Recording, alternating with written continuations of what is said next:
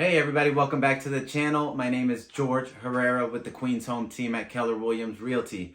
In today's video, I'm talking about title companies and what title companies do. What are title companies and what do they actually do? So you might be wondering, if you're looking to buy or looking to sell, no matter what, if you go through a real estate sales transaction, there will be a title company involved, and they perform multiple duties during the transaction process. So it's important to know what they are, what they do, and what to expect when you encounter that process. Once you get to that under contract phase, where you will be encountering a title company and you will be dealing with whatever their findings are, and or if they do come up with any issues that need to be addressed. So I actually just published a blog post on our website related to title companies and the different things that they perform during the transaction.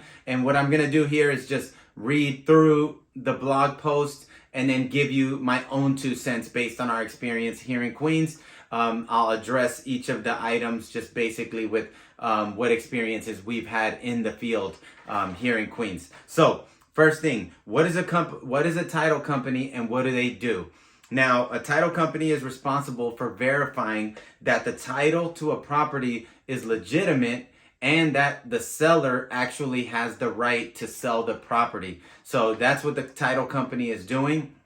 And whenever they get involved, their job is to make sure that that property, that seller actually has the right to sell that property, and to verify the title. So now, the way they do this by making sure that there's no barriers to purchase, which are things like liens, prior mortgages, fraudulent transfers, unknown heirs, etc. Right? So just to shed a little bit of light on those.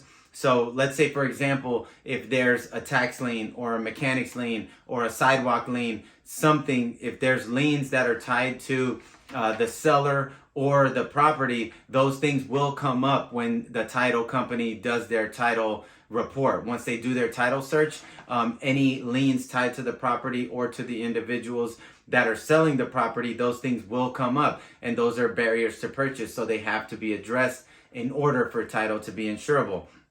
Now, prior mortgages. We've had this happen before, where a seller, one of our clients, selling a property, paid off their mortgage many years ago, and then something comes up where there's no proof. It's not recorded properly, and so it comes up that shows up as open or not being closed out, that mortgage. And then we end up having to track down the company, the bank that the mortgage was held with last. Sometimes the loan was sold to different banks and we have to track people down. The seller has to do a lot of legwork too. But long story short, if there's prior mortgages that were paid off, and even if they weren't paid off, prior mortgages can come up in a title search if there's anything that was not done properly, right? Or if something was paid off but it wasn't recorded properly, those things can come up during a title search and would also need to be addressed.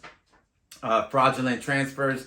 It can be fraudulent or just deed transfers that were not done properly. Sometimes this is called like the chain of title, and sometimes you can have instances where a property was transferred from owner to owner, and at some point in the chain something was not done properly. It may be fraudulent, it may not be fraudulent, it may have just been an oversight, but these things come up during a title search, and then extra legwork is needed in order to satisfy the title company so that they can insure title. So those kind of things can come up also.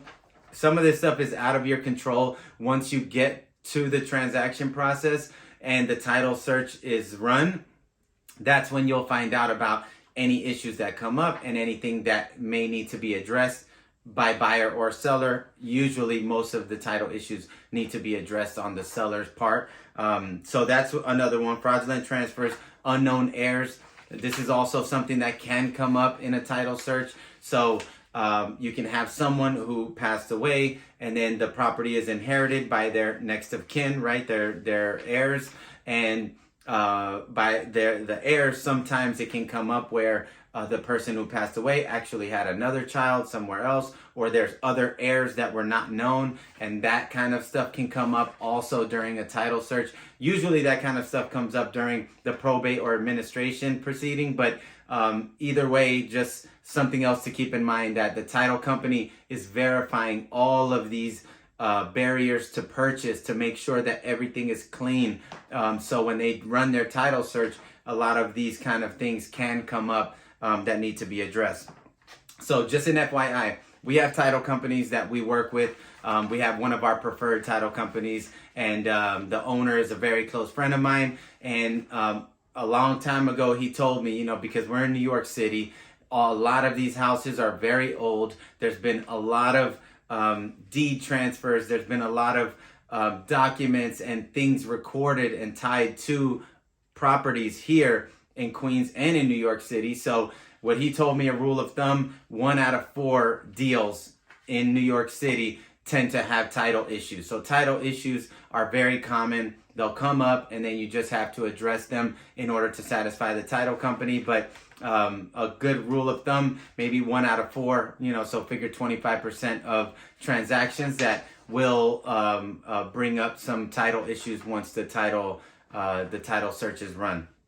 So now, before issuing title insurance, okay, so something important to know, title companies, they're hired on the buyer side. So the buyer's attorney or the buyer, they're going to be the ones that enlist the title company to perform the title search and perform all the duties of the title company to verify everything. And once everything is satisfied, the title company will issue title insurance for the buyer on that property, right? So there's on the seller side, the title company is not involved on that side. The only thing is a title closer that comes at the end, and that's a fee that the seller takes on. One of the closing costs is the title closer that comes to the closing. But the title company is enlisted on the buyer side. They run the title search for the buyers, and the ultimate objective is to clear everything and make sure everything is satisfactory so that they can provide title insurance for the buyer and for the bank.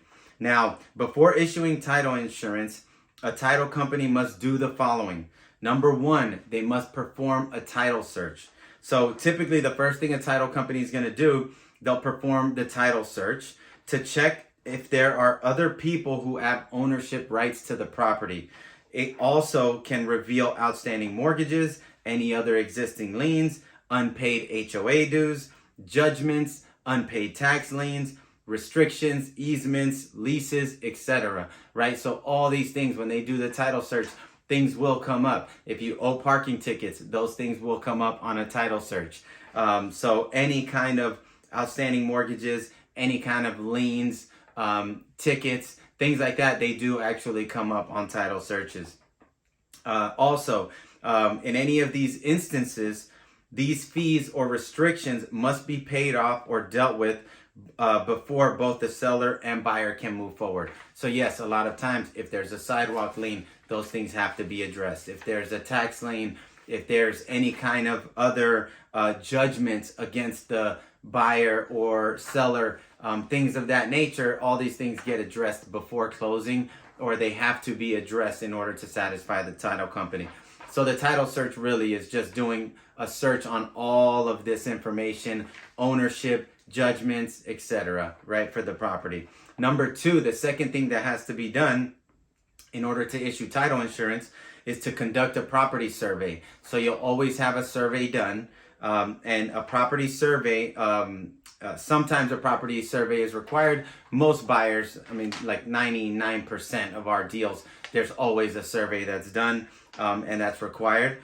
This will reveal any potential infringements on the property or the land the property occupies, such as a neighbor having built an addition on your property, or sometimes we've seen where a fence was built and it encroaches on the subject property over 12 inches, sometimes over 18 inches. And so those kind of things can become problematic also, and have to be addressed in order to get title insurance. So the survey will will point out any issues like that, whether there's infringement or encroachment on the actual subject property. A property survey will verify that the home is set within its boundaries. So survey is also something that's going to be done, and not so common, but every once in a while we do run into survey issues where something needs to be addressed in order to satisfy the title company. And number three, the third thing that needs to be done in order for the title company to provide title insurance is prepare the abstract of title and the title opinion.